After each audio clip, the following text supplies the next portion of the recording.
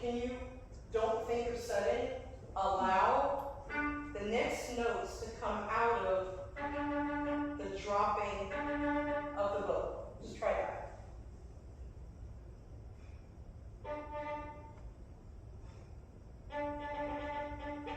What'd you do?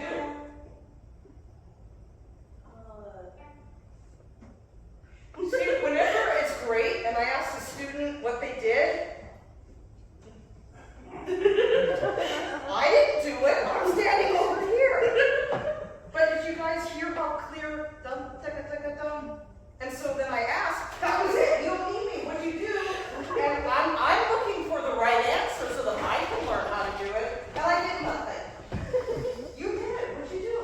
I think I thought a lot more about shortening my gesture, like lifting but not too much so that I can quickly set. See if you can replicate what you just did so beautifully.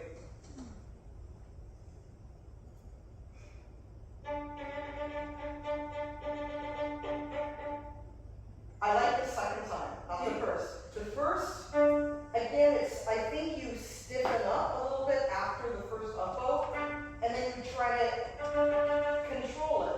Yeah. And then you were already in motion, so you were already in motion, so it was easier to do. Yeah. See if you can.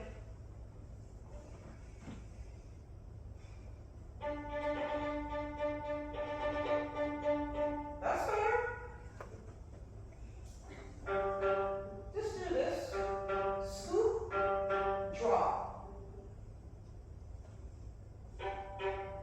It's almost like after you scoop, you tighten up between thumb and middle finger. Yeah. Yeah, don't. I want the initiation, and I just want you to follow through. I don't want you to do anything. Better, again, it's too, it's too control.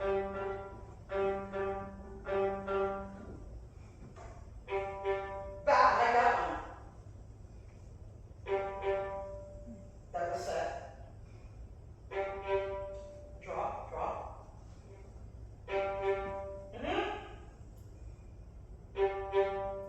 Try it now.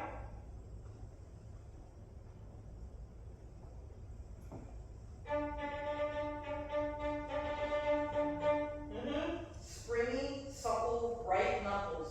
Your right knuckles and not doing anything but getting out of your way is key. And typically where we tend to tighten up and try to control it is because we have too much pressure between the thumb and the middle fingers. All right, let's try from the beginning and go on. Let's get to some of the other passages. Scoop, let go.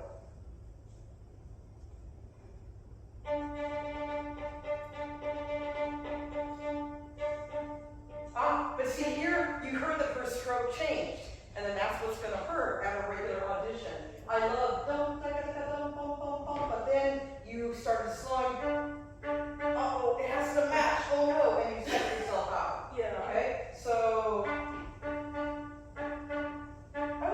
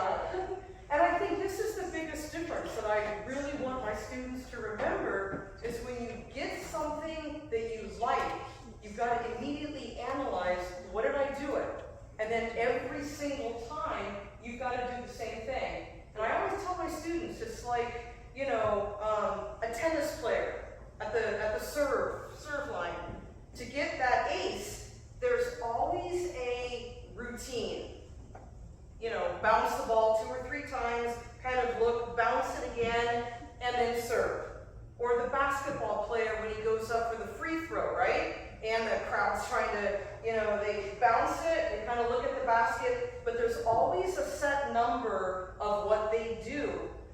We're trying to create muscle memory, right? And a set routine, and that muscle memory and always doing it the same way builds in confidence. So that when Aisha goes up for the real thing, I've already done this. I have my routine, set, quiet, play. And so that's what I'm wanting you, is to hear the sound, feel what you're doing, and do it that same way every single time, building in a routine. Does that make sense? Yeah. All right, so you're feeling this little subtle bounce going on and the pulse in your body. So again, from that E flat, and just do what you did so beautifully.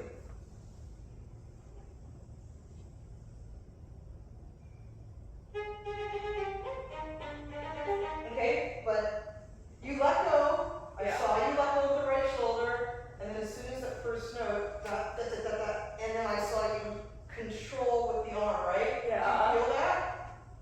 So no, there's no controlling with the arm. You're letting go to let the bow naturally do its bounce.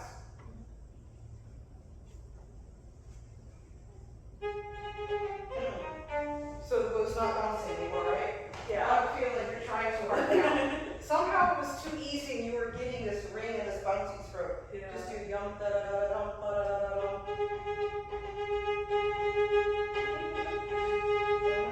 So I do a lot of bouncy because if you're in motion, it's hard for the muscles to tighten up, right? So again, it's wanting you to let go here so that you can feel the point of contact.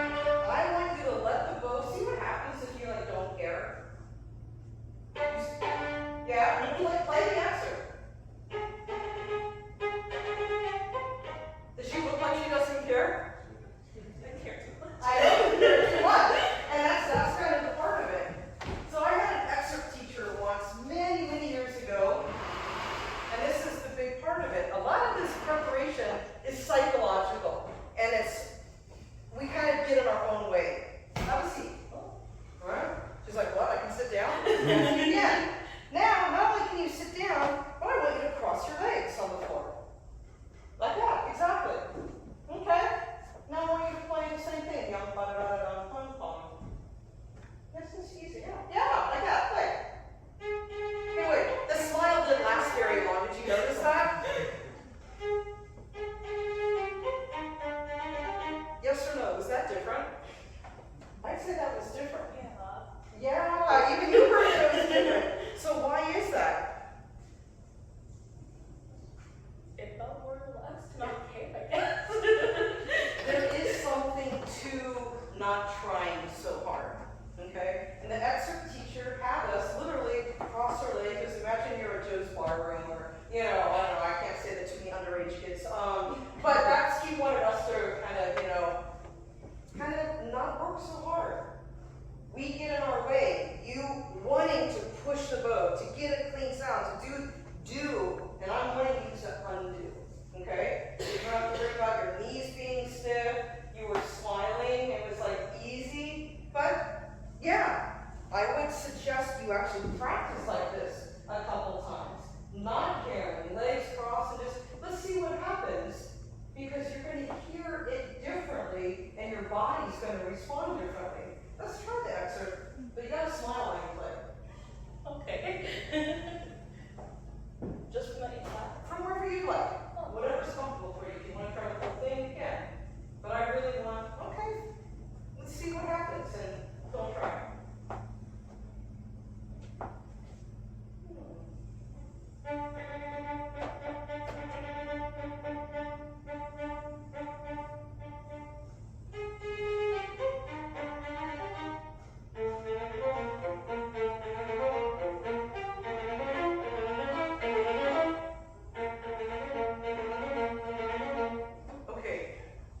Different than when she first played it for us today?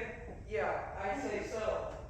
And yeah, you're getting more comfortable. We've been playing for a little while, but it's the mindset of, okay, well, I guess I should take it to the next step before I let you go. Can you kind of feel what I'm talking about as you sit there and getting in this little bounce kind of feel? Yeah, it's like all of a sudden everything is like falling more into place. It's falling more into place. It's magic! No, it's I want you to remember this feel. Now I'm going to ask you to stand up. But again, I normally like Aisha to do this for a couple days with this ease, this feeling. But we're going to try and simulate. I want you to try and now stand up. And again, same feeling. Try to simulate what you just did, but it meant not trying. You smiled. The reason before, you went, okay, I'll try, and then serious mode. So I just need you to be kind of a jazz musician, kind of, let's see what happens. Cool Asia over here.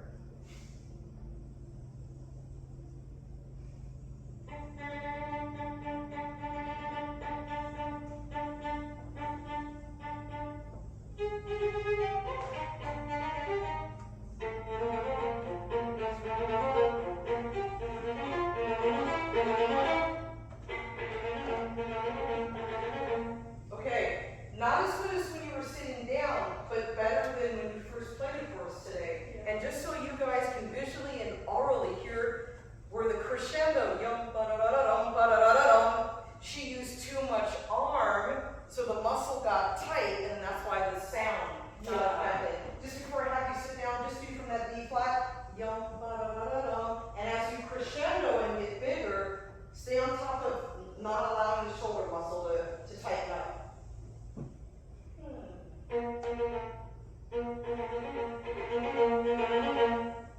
Bingo. And so how did you do that? Because you didn't use more arm. Did you let go and just use more weight? Or how did you get the crescendo? Basically, and I also thought more about, instead of, brute force, like moving more closely to the bridge to get the crescendo in one. Moving point of contact and not brute force. That's awesome. Very nice. Thank you, Aisha.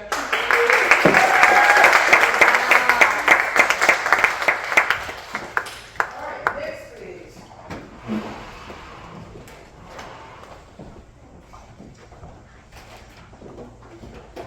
So, Brandon, tell us who you are and tell us about this composer and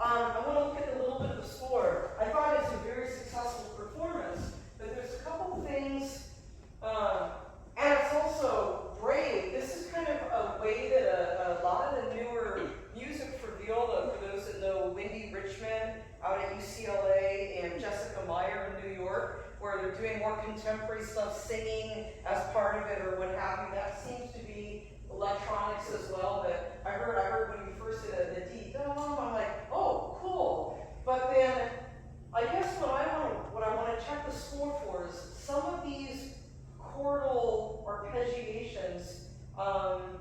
For me, I think I would work on the intonation better, going from chord to chord, because sometimes you weren't getting as much resonance on that as I think you would. Yeah. So I do want to talk a little bit about the left hand, some of those chordal intonations. Do you guys know, what is it, avo parts of fractures? It's for viola, but also violin. But a lot of this reminds me of of that work. And if you haven't heard it, I would suggest that you listen to it. Well, let me ask you something like this, even. How do you practice just the main chordal part? We'll get to the pits in the end, but I just want to talk about intonation going from maybe.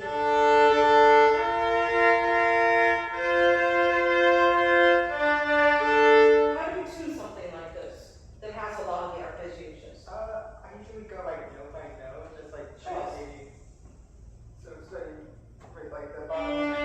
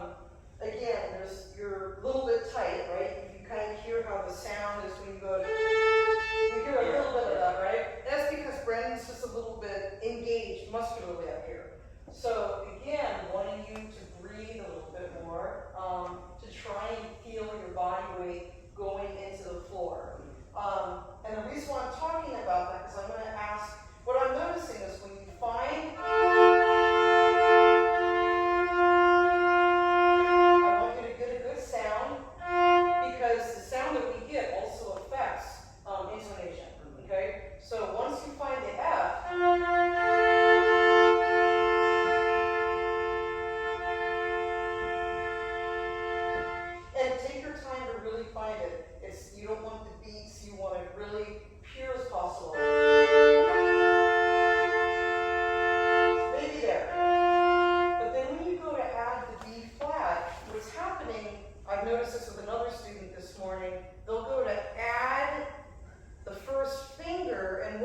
guys notice, the shape of the hand changes. So obviously the note that you just tuned, we're losing that intonation. So this is where we talk about finger independence. So find it, but then you gotta make sure that you don't move that second finger. So I think that's where it is. Or if you want to find it from the first finger.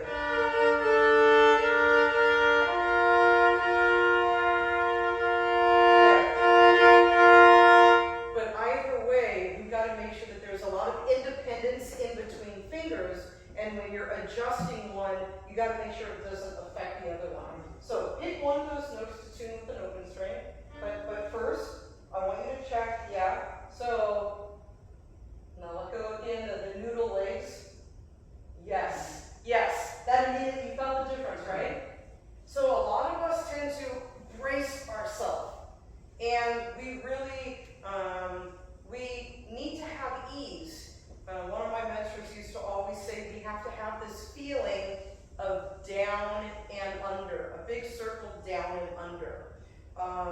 But too many times when we get nervous and we're tight, everything is up and locked in the chest. It's more of like an up and over. And so this is why we want to exhale to get that weight, lower center of gravity, and this big carousel we'll talk about, this down and under feeling. And so that's why I kind of hands-on with a lot of my students, and I try to rock them. And if I can't, we usually talk about letting go in the legs. Good for you, Brandon. Yes. And as soon as he let go in the legs and I could rock him, I noticed the back muscles also softened, right? So you feel how that feels in your body right now? So just like with Aisha and wanting to simulate the feeling, sitting on the piano bench and then playing, it's the same thing with you. I want you to try to remember that feel you have right now, and your back is nice and soft. So see if you can maintain that, okay, and put the bow on the string to tune that chord.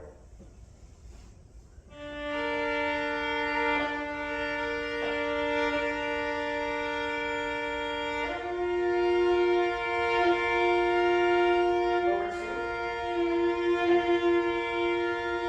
All right, so now let me ask you this about your left hand. What you just felt in your back, right?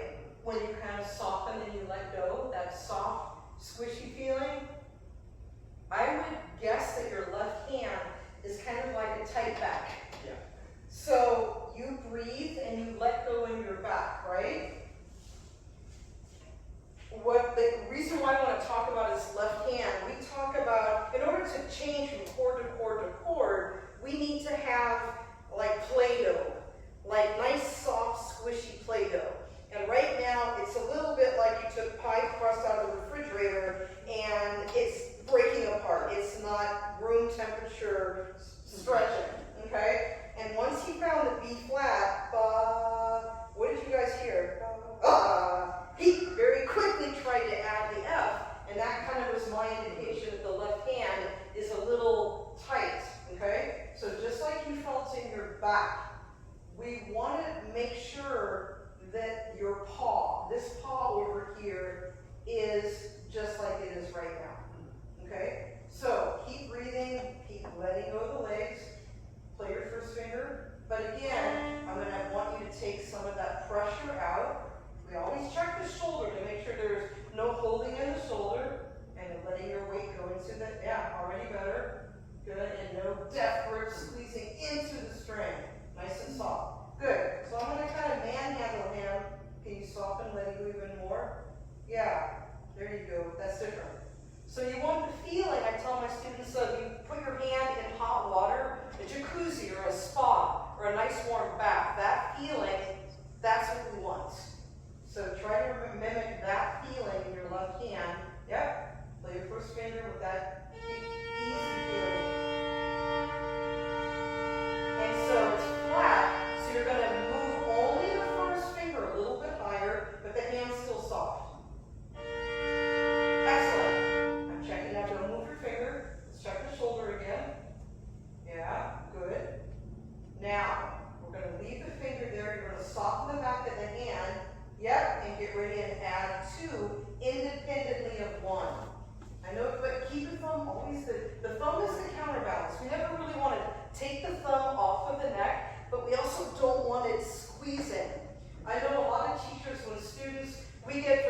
aren't violin or violas, we get very tight and the thumb tends to squeeze or grip the fingerboard. And that's what we don't want. So there's a school of thought where teachers say, well, play with the thumb off the instrument. That causes other issues. And so what I've learned over the years is the best thing that I've learned is just slightly rub the thumb like you're polishing your instrument. That will check that it's not squeezing, but you also won't pull it off. So leave it as a counterbalance to the fingers, but slightly polish. Just move it. You can move it beautifully. Excellent. So leave it there, and now you're wanting to balance the hand and forearm under the two fingers. Add your F. But you're squeezing. So soften. Yes. Shoulder. Good.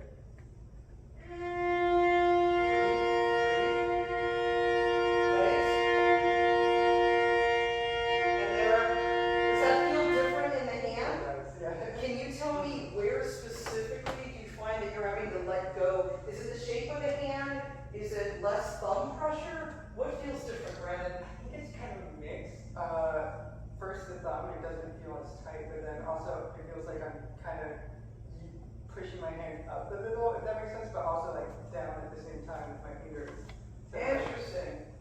Okay. Balance, I guess. It is a balance, and it's trying to find the balance between the two notes without the tightness. And so maybe what you're feeling up, the energy does come up the arm to support the hand. Yeah. And in that frame, then we have, obviously, we can move and rebalance the fingers. But I want you to, without my invading your personal space, try to find a good balance, okay? Not locked knees or anything, where you're breathing to keep your back muscles easy.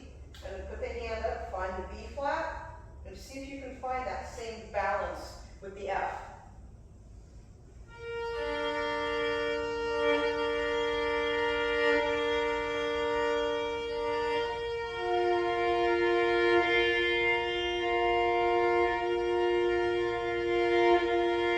There it is.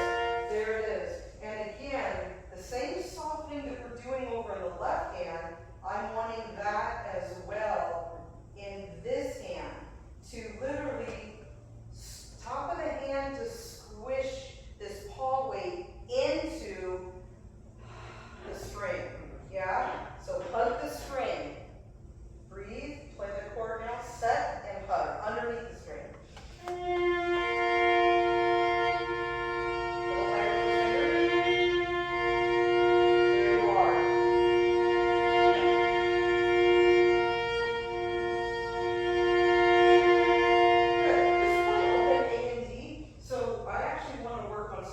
This hand for a couple seconds.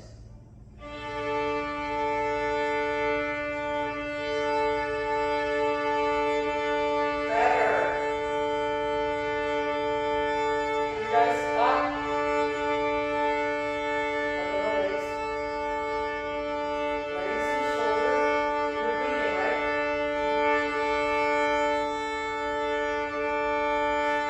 That's better. Yeah. We're looking for a gluier, thicker kind of contact.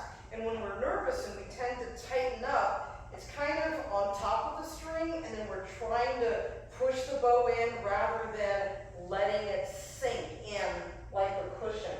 And so the right, I love dogs, paws, this big fat paw, and as long as we have the contact between two middle fingers and thumb, and the rest of these are squishy, you've got a nice hand. I'm just going to put them a little bit closer together. Yeah, that. See what that does. And again, as soon as you feel, and you don't want to squeeze between, it's both thumbs. I want you to concentrate on both of your thumbs. Soften, and right here between here and here. I want you to soften in the middle of the hand. Yes. And you see how that curled? And good. And now you're going to think springy knuckles and knees. So just like Aisha, I wanted her to be in motion and breathe. Yes. Again. Good.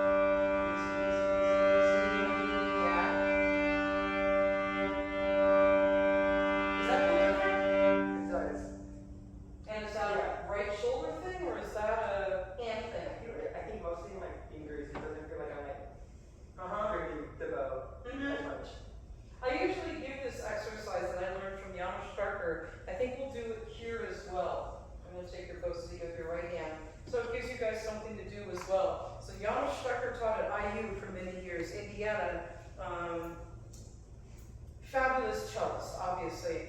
But we're gonna do what he taught me. So I want you to take your thumb and your middle fingers and squeeze them really hard. Now in a second, I'm gonna ask you to pretend you're, if you're a violin or violist, bowing a détaché, fast détaché. If you're a cellist, imagine you're doing a fast détaché as well. And what I want you to do, we're going to do really fast in a second, but without separating thumb and middle finger.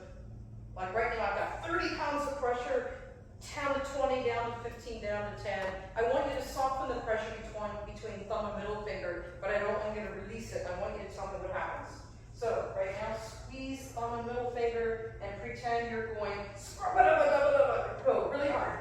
Détaché, détaché. Okay, now slightly start softening the pressure between your thumb and middle finger. Brandon, what happened when you soften the pressure? I think my knuckles are like kind of looser and there's more flexibility. Yes, there's more flexibility. Knuckles and what is this thing right here? Yeah. The wrist. So the idea is when you're really tight and you've got a lot of pressure, notice that the wrist didn't move, right? The arm and wrist was stiff.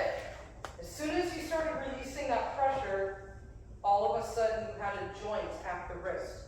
Mr. Starker said that every single one of our bow strokes basically can be controlled by the pressure between thumb and middle finger.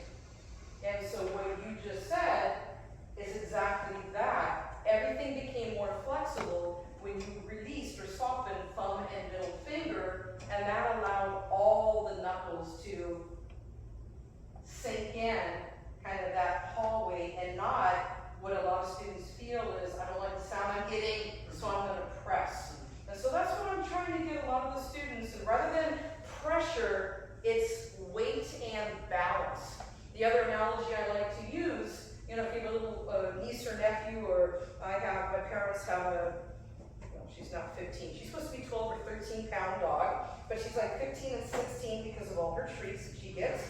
And so if I'm holding her and she's kind of wide awake, but then after holding her a while, she falls asleep, that same 15 pounds is a dead sack of potatoes, that heavy weight. And so rather than tight and engaged, I'm wanting you to try to find that dead weight, if you will, so that we don't have to work so hard, right? And that's the whole point. Less physical effort equals more results. So we started with your legs, letting go of the legs. You felt the back muscles kind of soften, right? Excellent. And now you've got a nice contact point between thumb and middle finger, just enough to hold the bow, but not, and that's why I put your fingers slightly together. Now, Zuckerman has a huge hand. And Zuckerman, one space in between the fingers, okay? But anything taken to the extreme, we're braced now, okay? We don't want to be braced. So the idea is you want to find what's natural. So if I just kind of smack your hand, you see his bow hold, there's his natural bow hold. So from there, I just want you to feel that. It's not so spread out, is it? And so now, spread it out more, you feel how that locks up the hand immediately. So a lot of these little things is finding the natural, that's I think your natural space right there. And feeling that, wrap your fingers around the stick, and then feel your hallway. Those are the things. So let's see if you can find that again. Yes, there's your contact. Middle two fingers, bent thumb. And then you kind of just squishy knuckles. Yeah, find that on and let the bow rest on the string. Yeah, and now check your body. And I want you to basically chill, breathe in, set, begin the exhale. And we begin the exhale so that the muscles begin softening before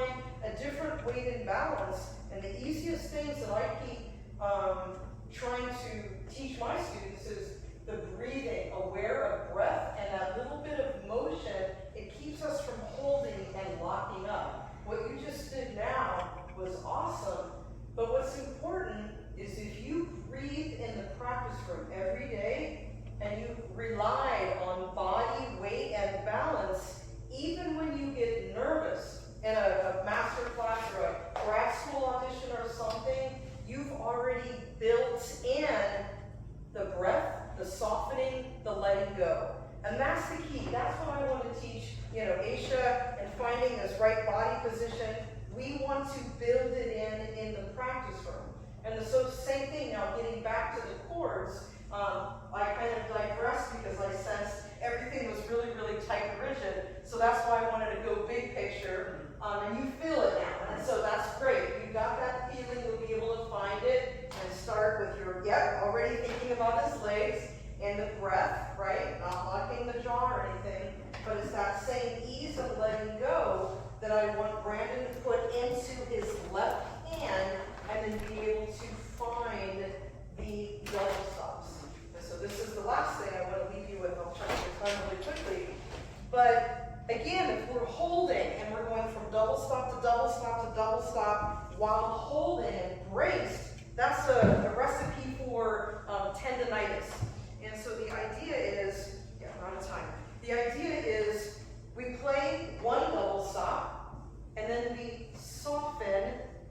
You don't have to move anything, but you release that, soften, so that you can reshape and reform the hand to another double stop. So that's building in a release or letting go.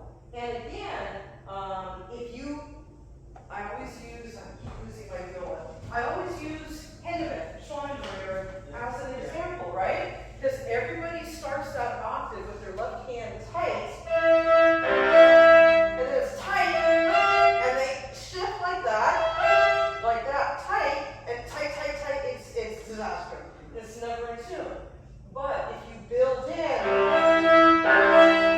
this release, release, release, release, release, release, I'm releasing to the top of the string, like we do with shifting, right? We release and glide, but if we build in that release every single day in our practice room, we get into a nervous situation, we've already built it in. We're going to do it when we get nervous as well. We're going to build it and we're going to have much more success. So, to help with the chord connections, and even though you did a wonderful job with your string crossings, congratulations. Very good. Try one of those string crossings before I have you sit down, but with this soft feeling. So take a second, because it takes a while. If you're used to being held and the brain sends a signal, okay, let go. Okay, let go, breathe. Oh, okay, got it now. It takes a couple seconds for the body to respond. Yes. So now, don't use any effort. Use your newfound undoing ease and play one of those. I don't care which one, you can even make it up for all I care. But chill, when you guys start letting go again and breathing, no bracing. No more bracing. Do me a favor, go 1 inch closer. Yeah, just 1 inch. You feel how that's even different here? Yeah. If we're too braced, it's like the ski stopping. You're locked in the hips and pelvis. If we're too close, you have no foundation. So typically we'll say shoulder width or hip width. And as you can see with Brandon's got broad shoulders and narrow hips. So I would want you to experiment what you're comfortable with, hips and or shoulders. But I think a little closer together is going to keep your legs from bracing. Okay, so soft legs, Yep, you're breathing. Now easy, put the bow on the string, squish it up. As soon as you put did you feel that? You let go, and as soon as the time to bring up the bow arm is back immediately tightened up. So what I want you to think of, I was taught this in an Alexander technique, a marionette puppet. Once you find that ease, imagine there's a string lifting up the arm, and only the arm. Don't let moving up the bow to the fiddle lock your legs and your back that you just softened. So find that softening again. Now the brain's saying, let go, let go, let go, let go, let go, let go of the back. Let go of the back and only move the hand to the viola. Let go of the back, let go of the back, let go of the back, let go of the back, let go of the shoulder. Breathe. Let go, let go, let go, let go, let go, let go, play. Let go, let go, let go.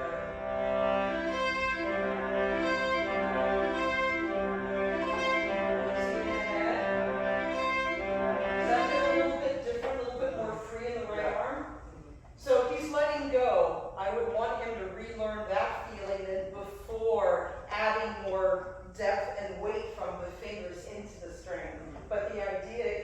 yes, letting go.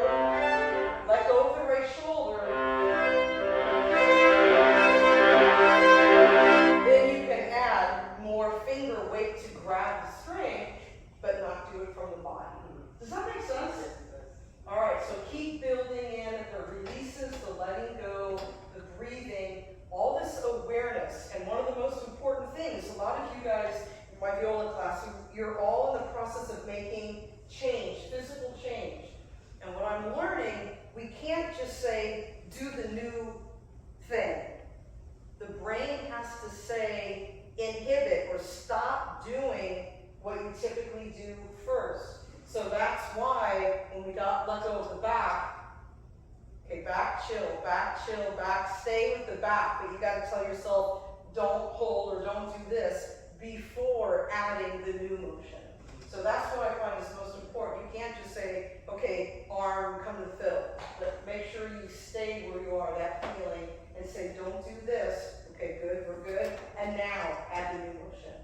Very good. And thank you for introducing us to this piece. Well done, Brandon. Thank you.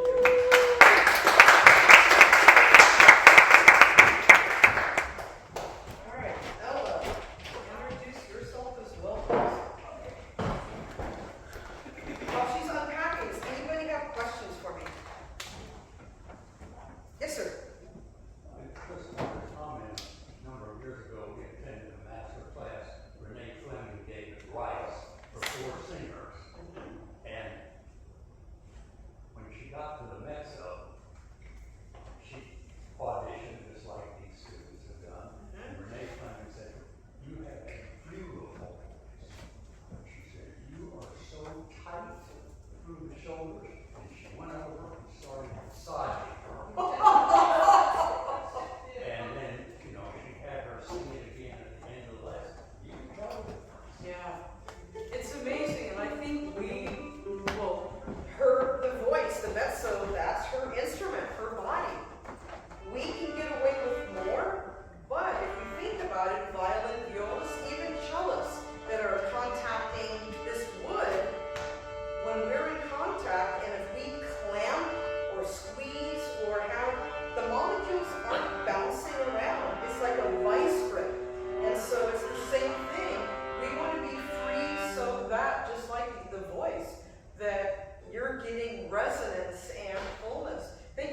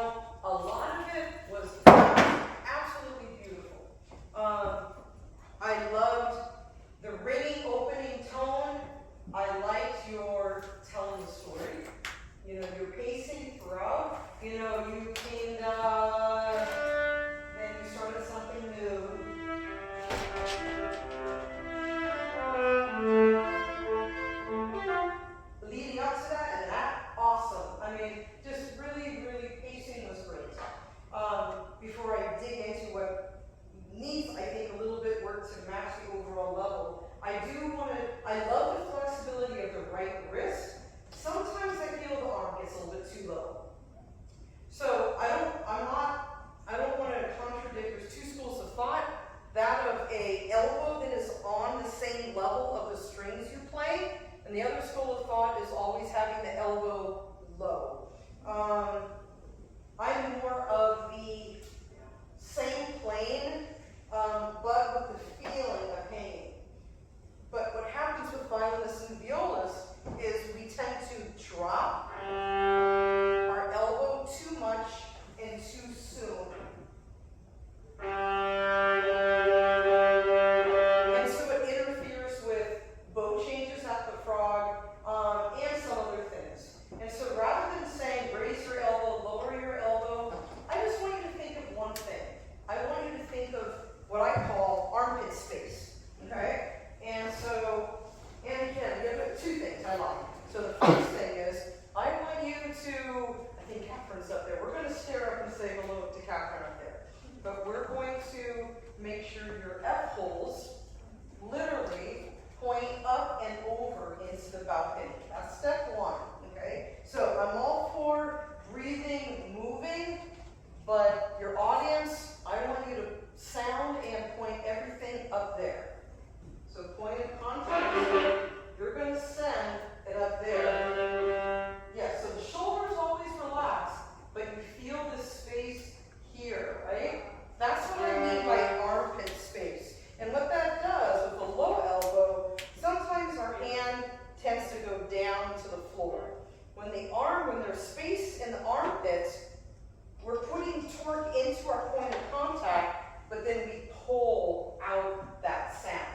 So that tends to, I'm lazy, I don't want to have to work hard, but if I can catch my string at the point of contact, and I'm open here, I'm pulling it out, I'm not losing it and going down. Does that make sense? Okay, head up. Yep, so Paul Wayne, catch the string. Great, and now I want you to think about kind of, up. So, Ella and I've already had a lesson. Ella's got a long neck, and so when she goes home, she's going to experiment with taller chin rests built up so that she doesn't have to build up all this space underneath the instrument. But right now, she's holding a little bit like this with her chin, and she should be kind of holding with the jaw, so she's open and free this way. So it's kind of get the depth, but then that. Catch. Try that. Just send it up there, point of contact, and open. You hear the sound, right? It's pretty penetrating core, but again, you let go of the legs before you did. Try to send it up and out. Yeah? Play that opening phrase.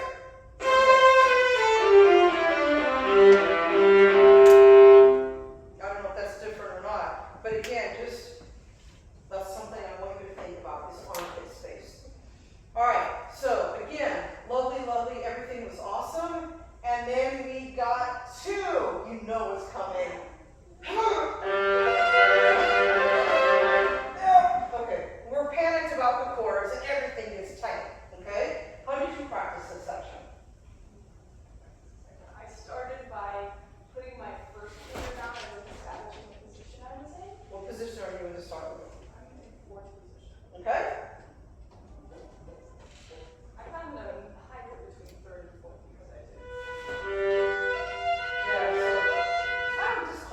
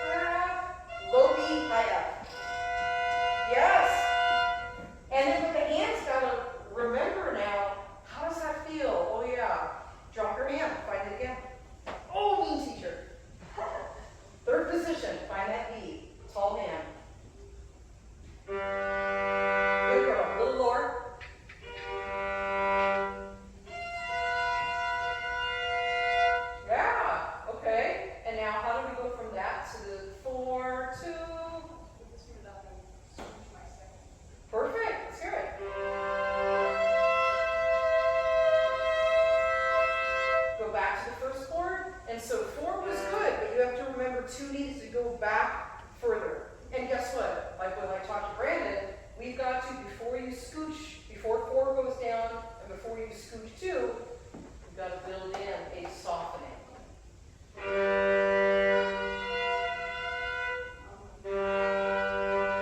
Has the shoulder? Exactly. Now, release the pressure to soften the back of the hand. Now reform. Lower 2. Better, but you've got to aim for that lower 2 again. Same thing. Good girl. Don't rush before you're ready. Use your ear. Hear the pitch before you play the note.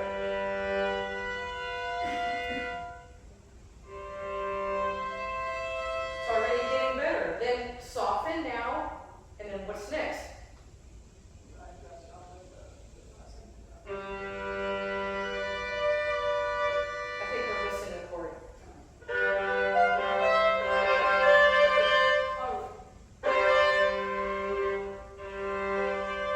Then, now the next one.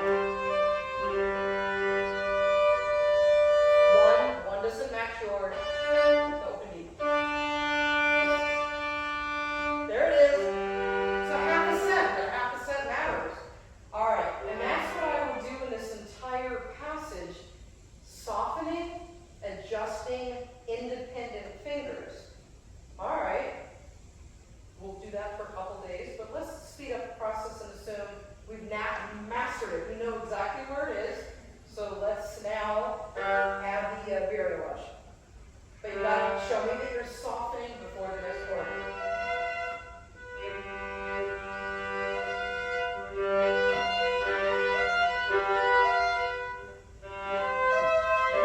Did you soften again before you did it? Did, but I don't think I saw them on my fingers. Yeah, so what I saw is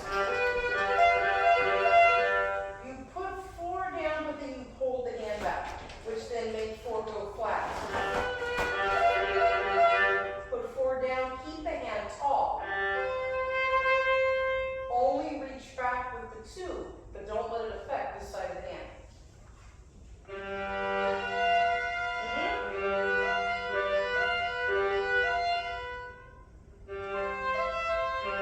Already better. Soften. Yes.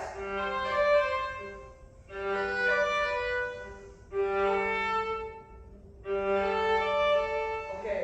But see, you're hearing it differently now, and you're building in a release and, all right, and the only other thing is, now are you intentionally re-articulating each string?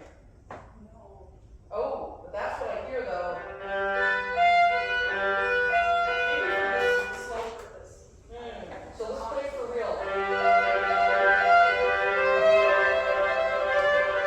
Just let go of that ring.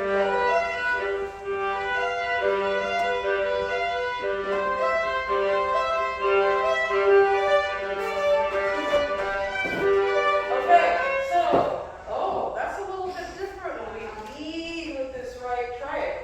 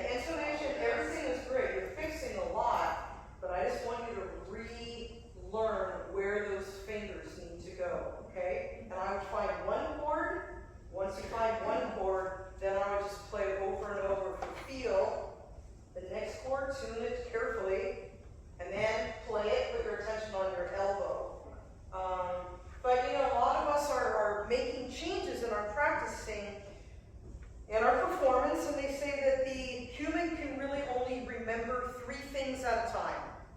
And so I've told a couple of the students to, I don't know, armpit space, head up, or eye level, and knees. Maybe have 3 words on your music stand so that you can see those 3 words while you're practicing. Because if you're not, yeah, oh, I know it in my head, yeah, but I'm, oh my gosh, Bartok, oh, what are those notes? Or Don Juan, you're not thinking knees, eye level, check, whatever. So have those written on a piece of paper, so every time you stop, oh yeah, how's my knees? How's my breathing? How's this? How's that? But keep constantly reminding yourself and just check how you're doing.